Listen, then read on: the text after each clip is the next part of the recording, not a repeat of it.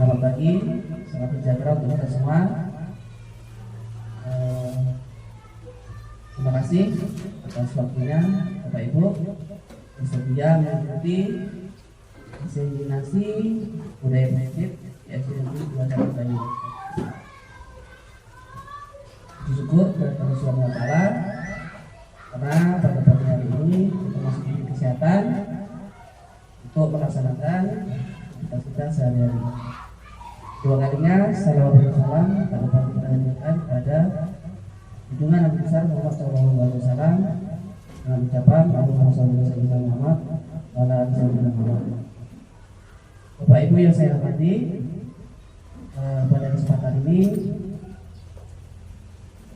saya sendiri selaku calon guru penggerak ini melakukan diseminasi berbagi informasi tentang budaya positif.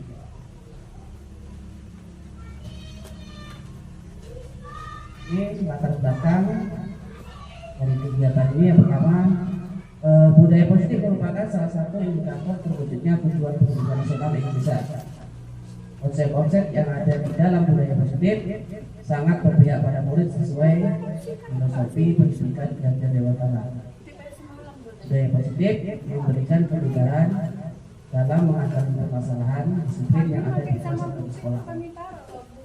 Tetapi budaya positif belum sepenuhnya dipahami oleh pendidik. Oleh karena itu diperlukan diseminasi tentang budaya positif di satuan pendidikan. Ini latar belakang yang saya ambil.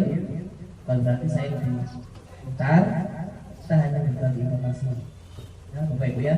Di sini saya tidak mengajari, kita hanya berbagi informasi saja. Ini yang akan didapatkan ketika mengikuti pendidikan guru penggerak.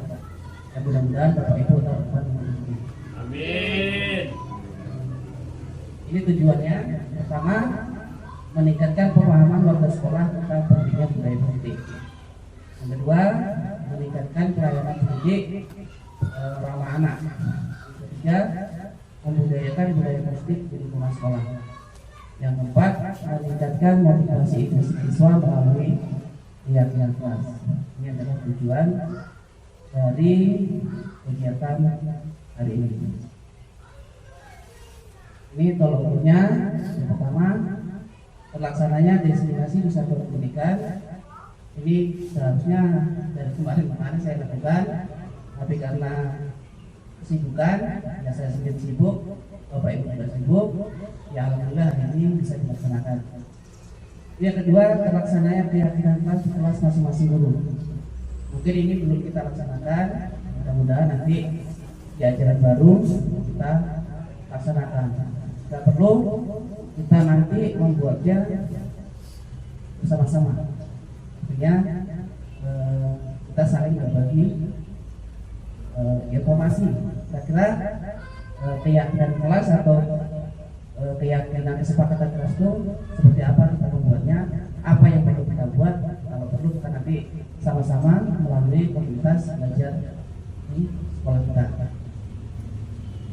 Kemudian yang ketiga, terlaksananya budaya positif di satuan pendidikan. Kemudian yang keempat, terciptanya kolaborasi antar sesama guru dalam menyelesaikan permasalahan yang terkait dengan disiplin. Ya, ini kolaborasi artinya kerjasama. Jadi tidak ada permasalahan, kita selesaikan bersama-sama. Selanjutnya, ini jadwal saya sebetulnya sesuai rencana, tapi meleset, ya. Ini tidak masalah, ya. Ini koordinasi dengan sekolah itu tanggal 7 bulan 6. Sebenarnya tanggal 10 kemarin saya laksanakan karena tanggal 10 itu banyak kesibukan, kemudian juga kelas 6, kemudian ada sosialisasi dari puskesmas, jadi agak molor sedikit. Ini dukungan yang saya butuhkan atau yang kita butuhkan. Yang saya butuhkan dalam kegiatan diseminasi ini. Yang pertama, jelas kepala sekolah, karena saya juga berkunci dari kepala sekolah. Kemudian guru-guru sudah pasti, karena kalau tidak ada guru ya tidak tenang. Kemudian orang tua dan orang murid ini mungkin nanti pelaksanaannya di ajaran baru. Untuk murid itu juga sudah pasti, karena kita di sekolah pun yang namanya murid. Kemudian saran dari Bapak Ibu nanti untuk memberikan atau yang dibutuhkan dalam pelaksanaan disiplin positif. Kemudian yang ketiga dan terakhir, sarana dan prasarana. Ini juga saya butuhkan. Masih tadi listrik mati itu juga sangat dibutuhkan. Tertunda kegiatan yang saya lakukan. Nah, ini budaya positif. Kalau secara teori guru yang baik itu adalah guru yang bisa menciptakan budaya positif. Secara teori, ya kalau kita bicara teori itu kan mudah kadang-kadang ya, mudah pelaksanaannya ya enggak sulit. Bisa kita laksanakan tapi tidak sepenuhnya sempurna seperti teori. Nah, untuk menciptakan budaya positif kita juga harus memahami beberapa teori-teori yang berhubungan dengan budaya positif. Ini yang pertama, disiplin positif, motivasi perilaku manusia, hukuman dan penghargaan, kebutuhan dasar manusia, posisi kontrol restitusi, keyakinan kelas atau sekolah, dan referensi dan juga institusi. Kita harus paham itu. Kalau kita sudah paham, baru kita laksanakan. Ya, meskipun dalam pelaksanaannya tidak sempurna, paling tidak kita sudah melaksanakan sekemampuan kita. Karena memang teori dengan kenyataan itu kadang berbeda jauh. Ini disiplin positif. Ya, menurut teori disiplin positif itu adalah kemampuan untuk mengendalikan perilaku yang berasal dari dalam diri seseorang menurut peraturan eksternal dan norma yang ada. Ini pengertiannya. Kalau tujuannya yang pertama itu membuat siswa memahami dan menyadari berdasar motivasi internal, bukan karena hukuman atau paksaan atau pujian. Jadi disiplin ini muncul dari anak itu sendiri atau dari kita sendiri, bukan karena kita takut karena dukung, takut karena apa, melakukan karena ingin dipuji. Ya, meskipun terkadang pujian itu bisa mendisiplinkan anak, hukuman juga terkadang bisa mendisiplinkan anak, tapi ada kekurangannya. Kalau terus hukum lama-lama anak kita ya nanti bisa jadi kebiasaan besar begitu lah hukum. Kalau kita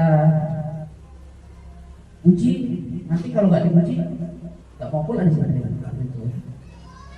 Kemudian disiplin positif mengajarkan anak bertanggung jawab dan menumbuhkan kesadaran sesuai dengan nilai-nilai kebajikan.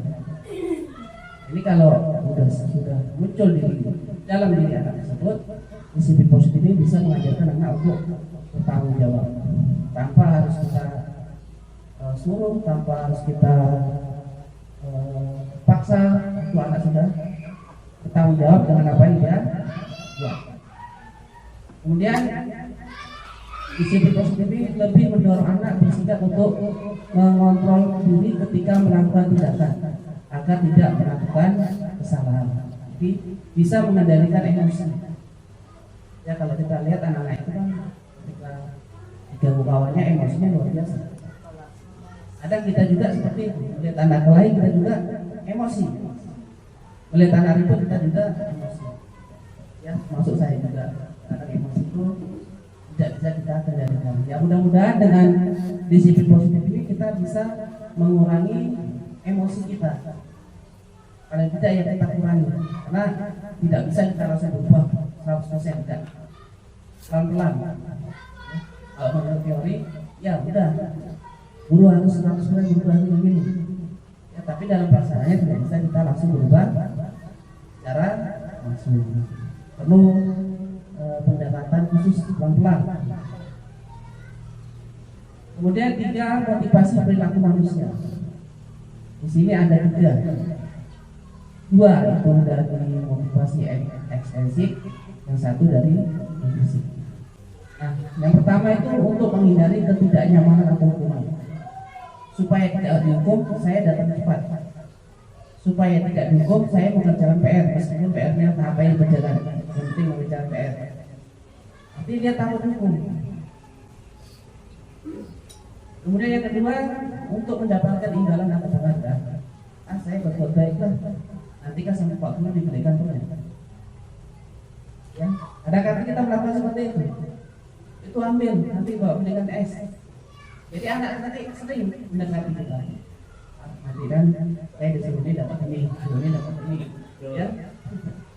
Saya juga sering melakukan seperti itu. Kalau buka kembali itu kasih 2.000. Jadi nanti sedang itu mah, anak itu kesempatan nanti itu. Ya, tapi terkadang imbalan juga bisa membuat anak itu termotivasi. Ya, mana sudah ada contoh dari Pak Ahmad gimana mengatasi imbalan dia mau belajar. Nah, kalau mungkin pekerjaan oke, tapi kalau mau belajar kan seterusnya dipakai. Nggak mungkin dia gara-gara nggak dikasih imbalan nggak mau baca lagi, ya nggak mungkin. Tapi kalau buat apa mungkin, ya. Kemudian yang ketiga, menjadi orang yang mereka inginkan dan menghargai diri dengan nilai-nilai yang mereka percaya. Nah ini memang betul-betul muncul dari anak tersebut, bukan karena pujian atau bukan karena hukum. Ini perilaku yang ada pada manusia. Nah yang ketiga inilah yang akan kita coba tumbuhkan pada diri anak. Kalau yang dua ini mungkin sering kita lakukan, tapi kan kurang efektif kalau menurut teori. Yang tiga inilah yang harus kita tumbuhkan. Nah ini memang agak sulit karena kita sudah biasa dengan yang dua ini. Untuk yang ketiga ini kalau langsung tidak bisa, harus pelan-pelan.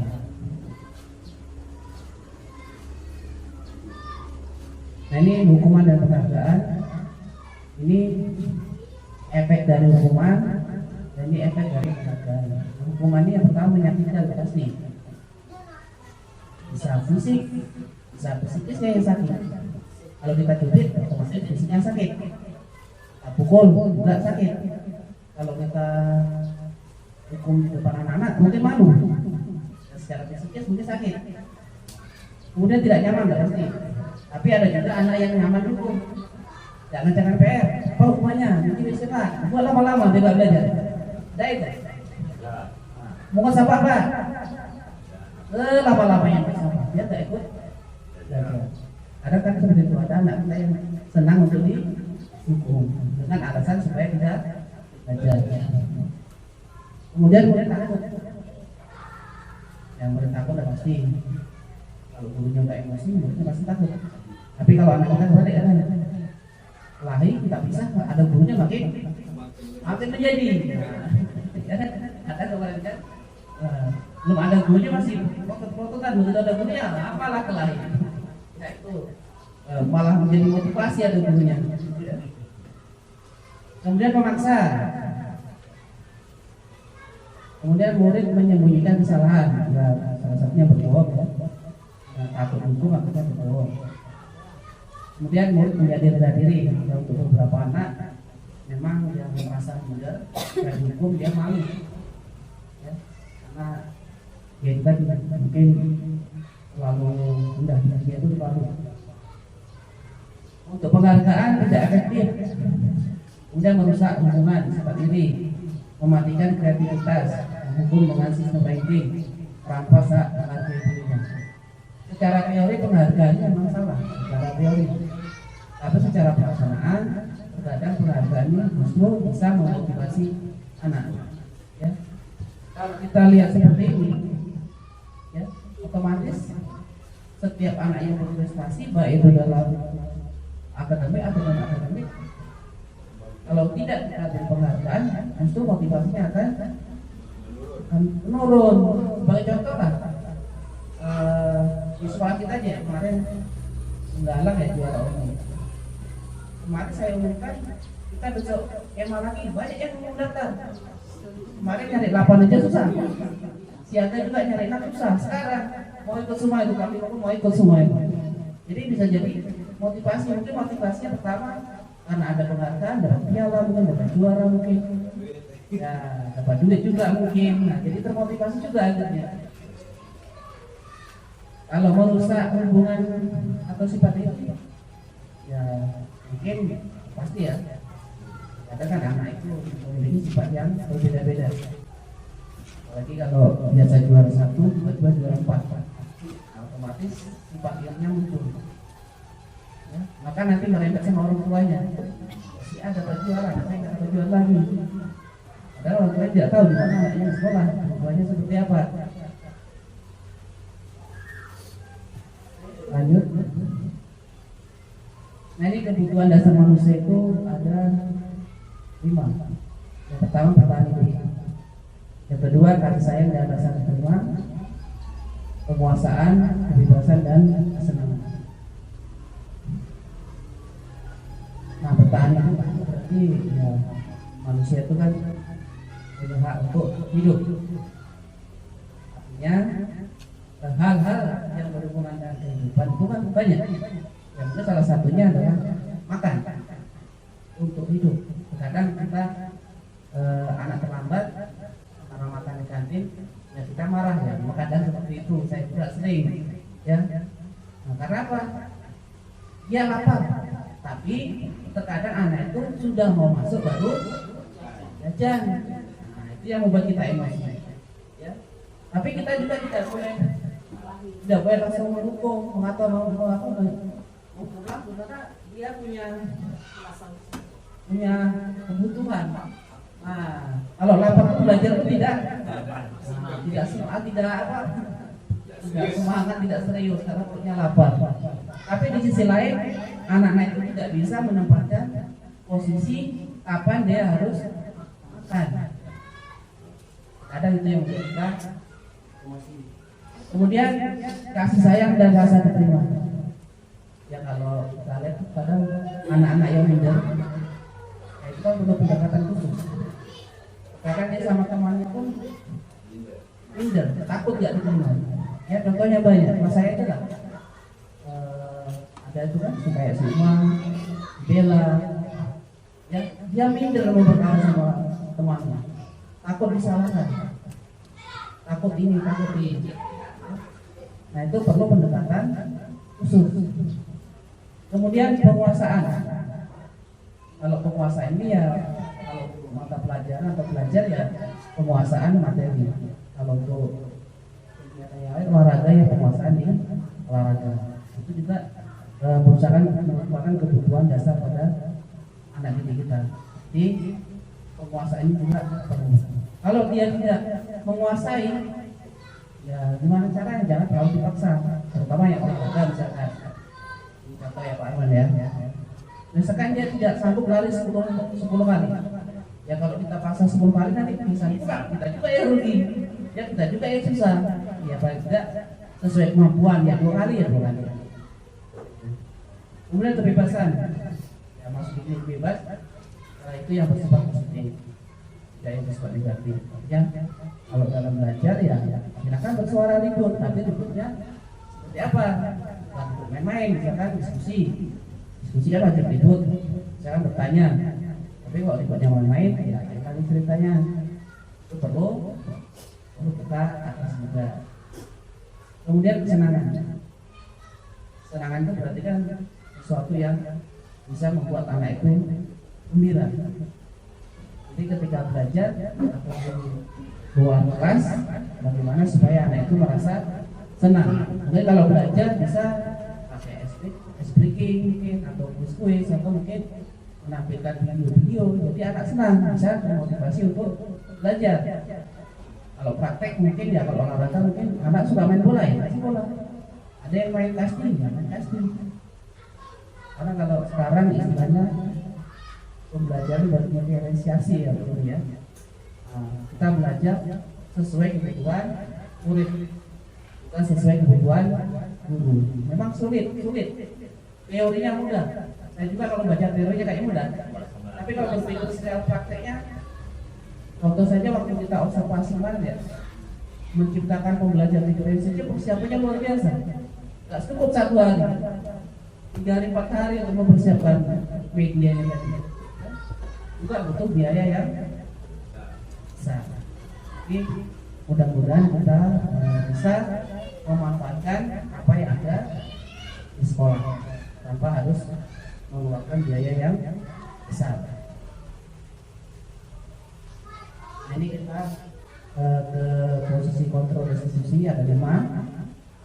Yang pertama sebagai penghukum, pembuat merasa bersalah, sebagai teman, pemantau, yang terakhir sebagai manajer. Ini contoh kalimat yang sering kita ucapkan ketika kita menerapkan posisi kontrol. Yang pertama itu penghukum.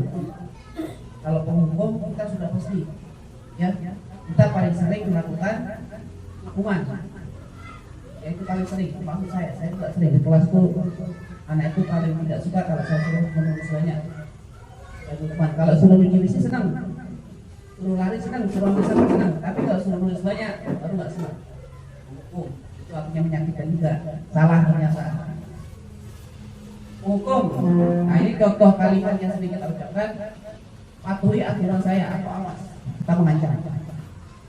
Awas ya kalau buang sampah sembarangan. Awas ya kalau ribut. Ikuti apa kata Pak. Inilah sebagai penghukum. Kemudian kamu selalu salah. Berarti kita memvonis setiap dia apa, mesti dia terus yang kena. Kita tidak tahu pun dia juga yang kena. Ya.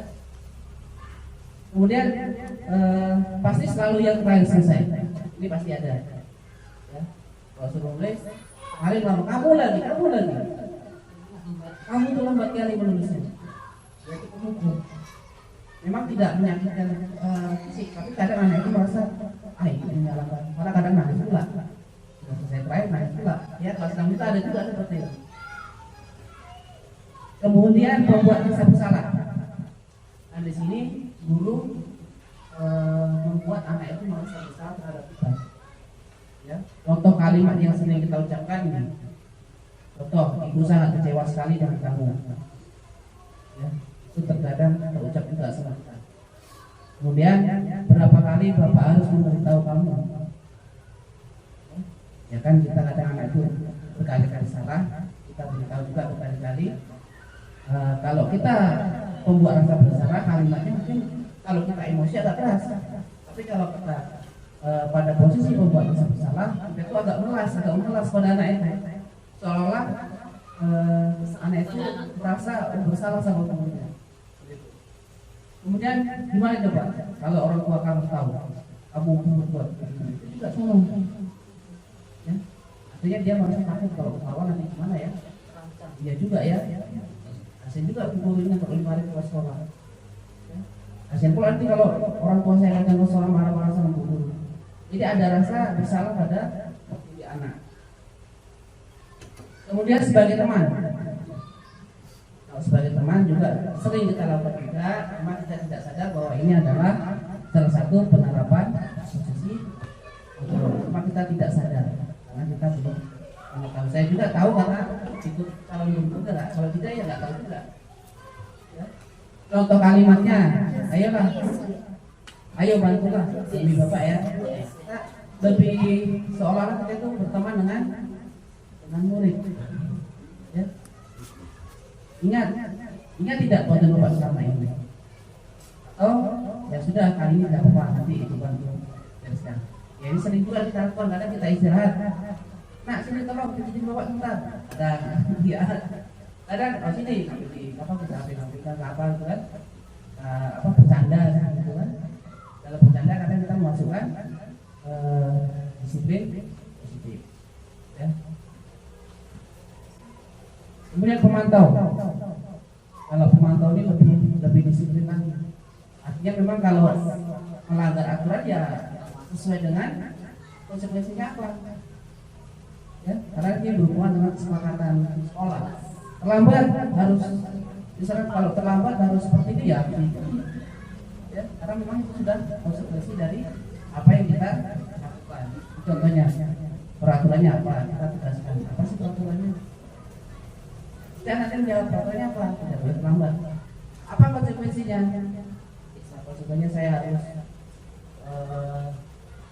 mengikuti jam pelajaran di luar 2 jam, atau saya pulangnya lebih lambat, atau saya harus membuang sampah dulu. Karena kalau konsekuensi itu kan sudah kesepakatan. Artinya kalau memang melanggar ya harus dilaksanakan. Ya meskipun itu berupa mirip seperti hukuman, tapi itu sudah kesepakatan. Kemudian manajer. Nah, kalau posisi manajer ini posisi yang paling bagus. Yang mudah-mudahan kita bisa nanti berada di posisi manajer. Mudah-mudahan. Ya. Contohnya ini, apa yang kita yakini, kemudian apa kamu yakini. Nah, di sini kita hanya memberikan pertanyaan-pertanyaan pemantik, kemudian anak itu nanti yang menemukan cara penyelesaiannya sesuai dengan keyakinan kelas atau keyakinan sekolah yang sudah dibuat. Jadi anak tahu ini loh yang harus saya lakukan kalau saya melanggar ini. Jadi posisi manajer ini hanya memberikan pancinya supaya anak itu sadar sendiri tanpa harus kita menyadarkan, tapi sadar sendiri. Nah, ini selanjutnya keyakinan kelas atau sekolah. Ini sesuatu yang dapat diterapkan di lingkungan kelas tersebut atau di sekolah. Ini keyakinan sekolah atau kelas berupa pernyataan-pernyataan universal yang mudah diingat dan dipahami dan harus diterapkan di lingkungan sekolah atau kelas. Di sini untuk keyakinan kelas atau sekolah ini kita menggunakan kalimat-kalimat yang positif. Juga sudah dituliskan pada buku bagaimana kalimat positif dan kalimat negatif. Ya, kalau negatif itu tidak boleh menggunakan kata dilarang atau tidak boleh. Itu lebih ke peraturan. Kalau peraturan pasti muaranya hukuman. Nah, kalau keyakinan kelas ini muaranya adalah sanksi. Apa yang harus dia lakukan ketika dia melanggar keyakinan tadi. Tapi bukan berupa hukuman. Kalau hukuman kita bisa berbeda dengan yang dilakukan siswa. Contoh, kesalahannya membuang sampah. Kadang hukumannya bukan hubungan dengan sampah. Hukumannya WC atau suruh lari. Tidak ada hubungan dengan sampah. Jadi anak tidak bergerak hatinya bahwa kalau buang sampah itu harus dibuang di tempat sampah lagi. Memang sulit, ya, tapi kita sudah mencoba mempraktekkan pun belum sepenuhnya bisa berhasil dilakukan oleh siswa kita. Tapi pelan-pelan mudah-mudahan untuk tahun kedepannya bisa dilaksanakan, bahkan bisa anak kita bisa berubah. Kemudian dalam keyakinan kelas itu guru yang sangat berperan. Artinya guru dan siswa itu membuat kesepakatan. Nah, kesepakatan ini harus kita laksanakan. Tapi untuk hal-hal tertentu itu bisa kita abaikan. Misalkan anak terlambat, kalau menurut kesepakatan mungkin ada konsekuensinya, tapi kita juga harus cari tahu dulu apa alasan anak terlambat. Ya, tidak semata-mata hukum langsung, tidak. Ya, kita cari dulu alasannya. Bisa saja mungkin anak terlambat karena di tengah jalan keretanya mogok. Itu sesuatu yang tidak bisa kita hindari. Kalau kita hukum ya saya ini ya kurang bagus. Tapi selama ini saya juga ya nggak tahu alasannya. Pokoknya terlambat hukum, ya terlambat hukum. Ya, saya sering hukum itu jakwan dulu. Karena ujian pun terlambat. Ya, ujian bisa terlambat. Kawannya ujian baru datang jam 8, jam 8:30. Alasannya apa? Ketiduran. Ya, saya sering juga itu. Tapi mudah-mudahan besok kita ya melaksanakan ini, kita cari tahu alasannya apa. Kalau memang itu tidak memungkinkan, ya kita bisa maklumi. Tapi kalau memang dia sengaja, kira dihukum, nggak ada ceritanya.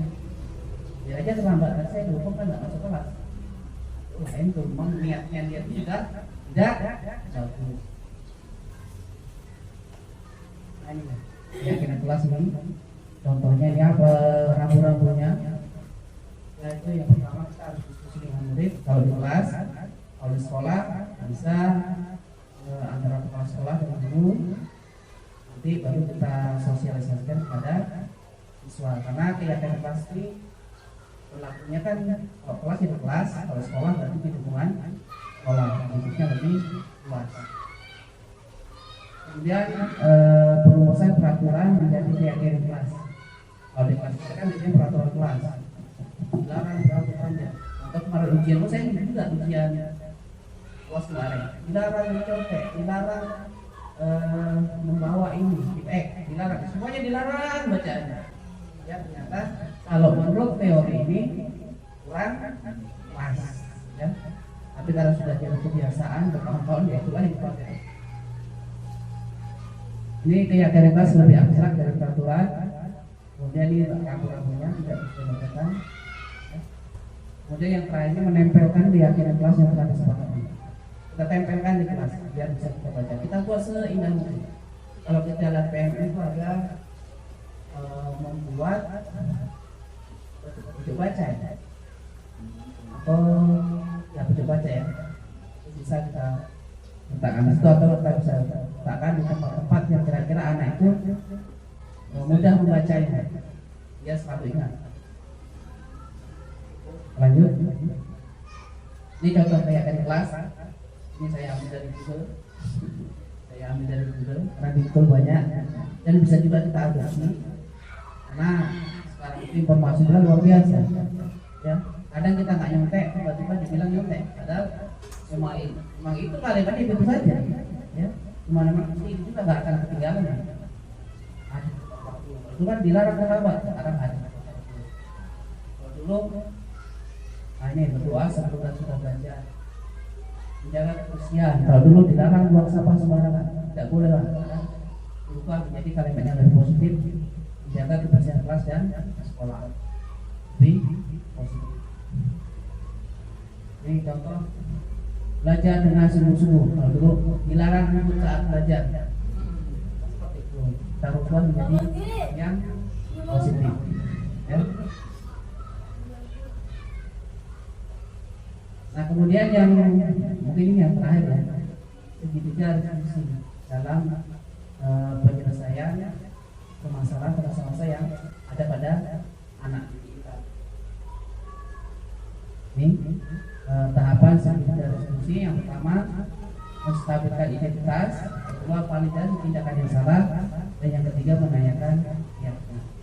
Ini secara teori seperti ini. Mungkin sudah kita laksanakan, cuma kita tidak sadar, ya. Mungkin saya juga pernah melaksanakan itu tidak sadar. Bahkan mungkin urutannya terbolak-balik. Ada keyakinan itu ternyata. Kamu tahu nggak peraturan sekolah? Dulu, artinya dari bahkan kadang ya namanya kita spontan, kan kita tidak begitu memperhatikan betul-betul seperti ini. Ya. Coba kita menstabilkan identitas. Itu bertujuan untuk mengubah identitas anak dari orang yang gagal karena melakukan kesalahan menjadi orang yang sukses. Ya Pak, ketika dia dihukum, ketika dia balik ke komunitas dia di kelas, tidak diejek. Kalau kita kan biasanya ini anak kumpul semua di sini. Akhirnya di kelas ada yang nangis, terus yang keempat bisa nangis karena dilihatin kawannya kan. Sebetulnya awalnya tidak nangis, sekarang dilihatin menjadi nangis. Kenapa? Takut. Mereka takut dibully. Nah, ini supaya gimana caranya supaya anak itu ketika kita panggil tak ketakut di kelas tidak dibully oleh kawan kelas. Jadi dia merasa pede lagi. Karena kalau yang nggak pede di kelas nangis. Kalau anak kelas saya itu bisa nangis itu umum. Kalau udah saya panggil, kawannya pasti bilang. Padahal dipanggil itu belum tentu dimarahin, cuma sekedar tanya aja. Tapi kawannya sudah mempikir cuma pas marah, ini sakitnya. Ini contoh kalimat yang kita ucapkan ketika kita menstabilkan identitas. Ini ada beberapa, contohnya buat salah itu kita. Ini apa anak itu ada terus, ternyata saya tidak apa-apa.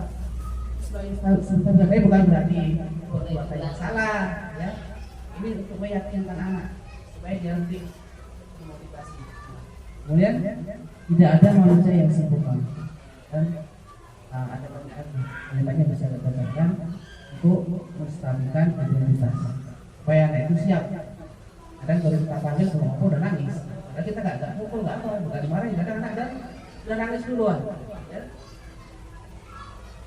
Validasi tindakan yang salah. Ya. Ini setiap tindakan dilakukan dengan suatu tujuan, yaitu memenuhi kebutuhan dasar.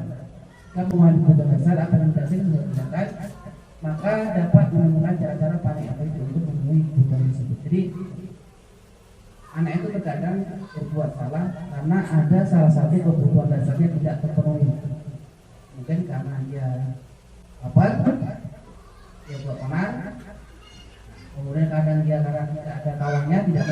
temannya tidak mau berkawan, artinya dia membuat salah, atau mungkin karena kurang kasih sayang. Di rumah mungkin kurang kasih sayang, artinya dilampiaskan di sekolah. Atau kelebihan kasih sayang juga, di rumah sayangnya nggak boleh keluar, nggak boleh ini, nggak boleh itu, di sekolah rasa bebas seperti keluar dari ibadah, ya. Itu ada juga seperti itu.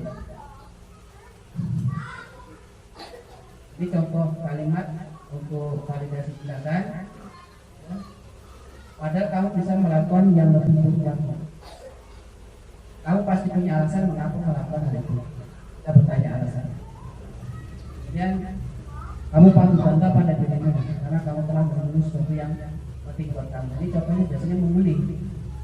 Karena disebut nama bapaknya, dia emosi, bela nama baik bapaknya. Ya. Mungkin dia betul membela nama baik, tapi kadang tindakan lanjutannya yang salah. Salah main pukul, salah main lempar. Kemudian terakhir menanyakan keyakinan. Ini bertujuan untuk memunculkan motivasi intrinsik agar siswa mampu mengaitkan keyakinannya dengan tindakan yang salah dan memperbaiki. Ini berhubungan dengan keyakinan kelas tadi. Contoh kalimatnya, apa yang kita percaya sebagai kelas atau keluarga? Apa nilai-nilai umum yang telah kita sepakati? Jadi ketika dia berbuat salah, misalkan buang sampah, kita tanya, ya, apa nilai-nilai umum yang kita sepakati berhubungan dengan membuang sampah? Setiap anak-anak akan jawab, buang sampah pada atau buang sampah pada sampah. Nah di situ nanti bisa kita lanjutkan dengan konsekuensinya. Apa konsekuensinya? Ya konsekuensinya saya harus ambil sampahnya buang. Ini konsekuensinya berhubungan dengan tindakan yang salah, dan itu muncul dari anak itu sendiri tanpa kita harus memberitahu apa yang dilakukan. Dia bisa menemukan kesalahannya dan bisa menyelesaikan sendiri, ya, untuk keyakinan. Oke, ternyata sudah di penghujung. Mungkin kalau ada pertanyaan atau tanggapan atau masukan dari Bapak Ibu, kami persilakan. Ada siapa? Kalau tidak ada, kita lanjutkan.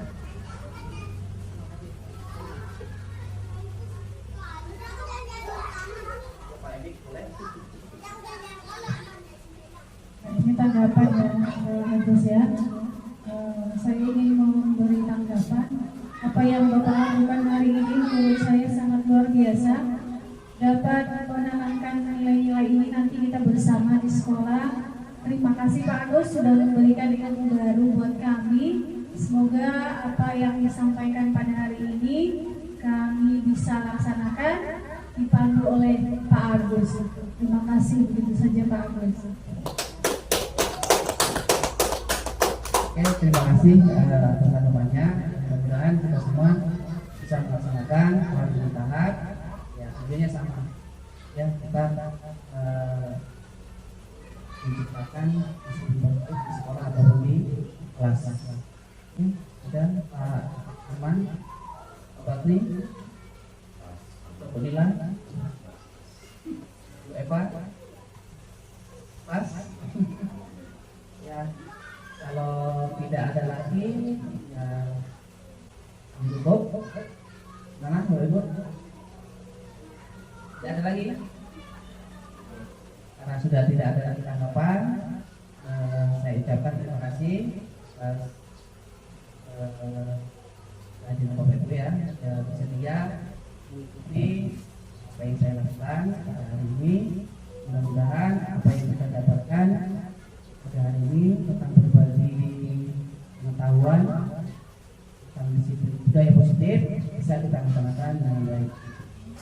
Terima kasih. Apabila ada kata-kata yang salah dari saya mohon maaf. Akhiri, wassalamualaikum warahmatullahi wabarakatuh. Selamat siang.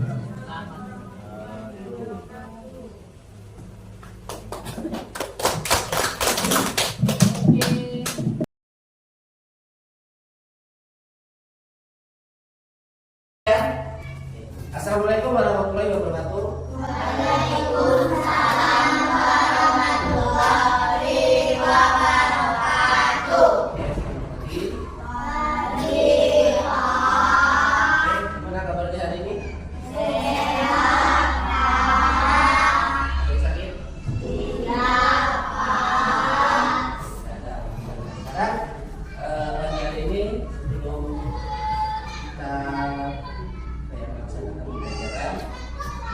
kita coba membuat sebuah keyakinan ya atau kesepakatan kelas ya, kesepakatan kelas.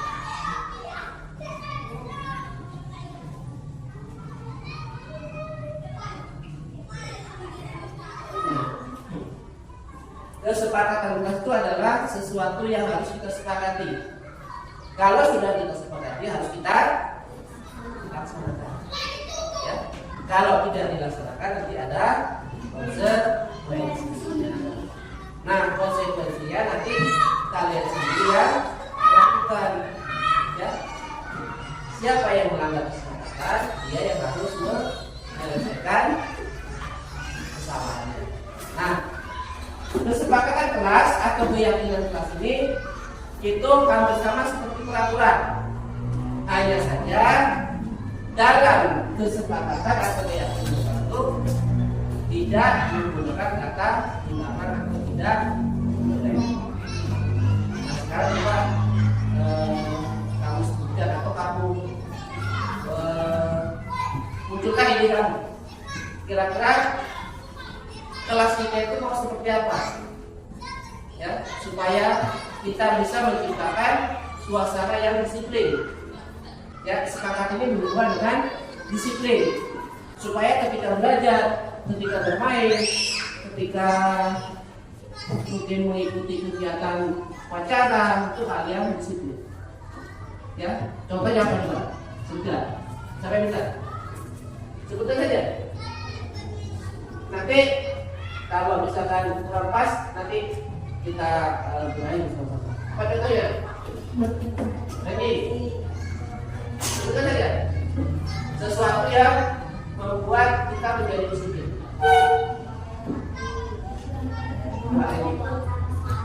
Pak? Oke. Tidak boleh membuang sampah sembarangan. Oke, boleh. Oke, beli. Pak? Berpakaian yang rapi. Boleh.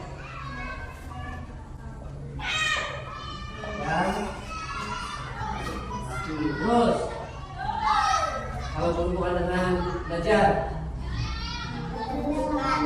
ya gimana kalimatnya? Tidak boleh bermain saat belajar. Tidak boleh main saat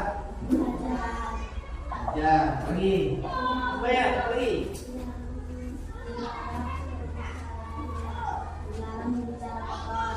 Apa? Dilarang berbicara kotor, boleh. Dilarang berbicara kotor. Apa lagi? Yang berhubungan dengan apa lagi?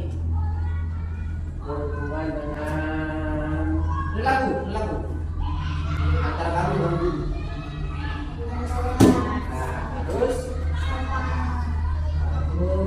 sopan terhadap guru. Lagi berhubungan dengan kecil juga, pakaian juga, tidak boleh bermain boleh, biar tidak kotor, sopan terhadap guru. Lagi kalau berhubungan dengan kebersihan kelas. Kita bahas aja. Oke. Oke. Pas. Kalau berhubungan dengan kita mengawali belajar. Apa mengakhiri belajar? Berdoa sebelum dan sesudah belajar. Oke. Doa sebelum dan sesudah belajar. Sampai lagi. Lagi. Cukup. Nah, Kalau cukup ya, nanti tambah. Nah sekarang kita lihat tadi Pak sampaikan yang namanya kesepakatan atau keyakinan itu tidak boleh menggunakan kata dilarang atau tidak boleh. Nah sekarang kita lihat ya, ini semuanya betul, hanya kalimatnya yang perlu diperbaiki. Betul, tidak boleh menggunakan kata tidak boleh. Nah ini bagus dari bagaimana? Kalimat yang bagus supaya kata tidak boleh hilang. Nah, buang sampah pada tempatnya. Buang sampah dan nah, kan tidak kata tidak bolehnya kan, tapi tujuannya sama. Sama kan tujuannya ini? Sama-sama tidak boleh buang sampah. Terus mana lagi yang kita kecil? Yang belum tepat. Ini tidak boleh bermain saat. Kemudian seperti apa juga? Supaya tidak ada kata tidak boleh. Jangan berapa?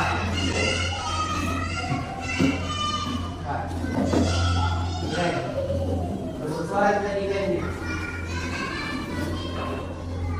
Apa? Belajar dengan disiplin. Boleh. Apa yang lain? Kita lebih lengkapi lagi. Belajar dengan tertib dan di ya, kita hilangkan kata tidak. Mana lagi?